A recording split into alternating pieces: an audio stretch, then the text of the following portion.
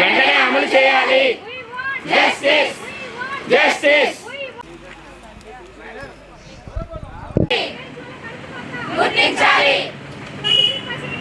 నా పేరు సింధూరాణి అండి. నేను ఆగిరిపల్లి పిహెచ్సి అడివినకల MLHPగా చేస్తున్నాను.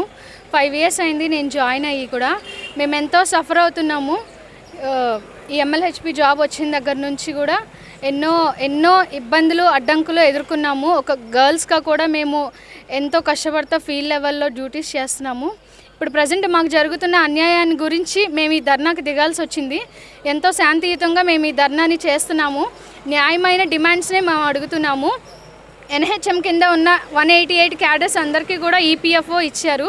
ఓన్లీ CHOస్కి మాత్రమే ఎందుకు ఇవ్వాలి? మిమ్మల్ని మేము అడుగుతున్నాము. ఇది మా ఆక్రోశం కాదు, మా ఆవేదన. మమ్మల్ని ఒక్కళ్ళనే CHO క్యాడర్ని ఒక్కళ్ళనే ఎందుకు EPFOకి మీరు ఆపారు? మాకు న్యాయం చేయాలని ఎంతో న్యాయవంతంగా మేము ఇవి అడుగుతున్నాము.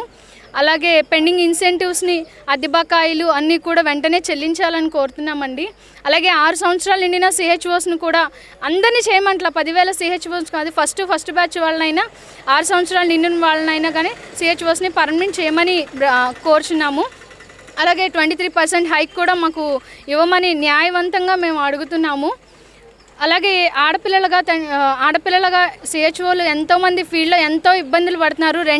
రెంట్ బిల్డింగులు తీసుకొని, కొంతమందికి వాష్రూమ్స్ ఫెసిలిటీ లేక ఇంటికి వెళ్ళేదాకా కూడా అలా ఇబ్బంది పడితే డ్యూటీలు చేస్తున్నామండి. ఫీల్డ్ లెవెల్లో postnatal mothers, antenatal mothers కూడా పిల్లల్ని చైల్డ్ని తీసుకొని వచ్చి అంత కష్టపడితే కూడా డ్యూటీలు చేస్తున్నారు లేడీస్. ఎంతో ఇక్కడ 10,000 మందిలో కూడా మెయిన్ ఎక్కువ శాతం లేడీసే ఉన్నారు.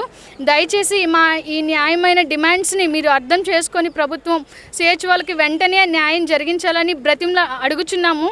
గవర్నమెంట్ని కోరుచున్నాము.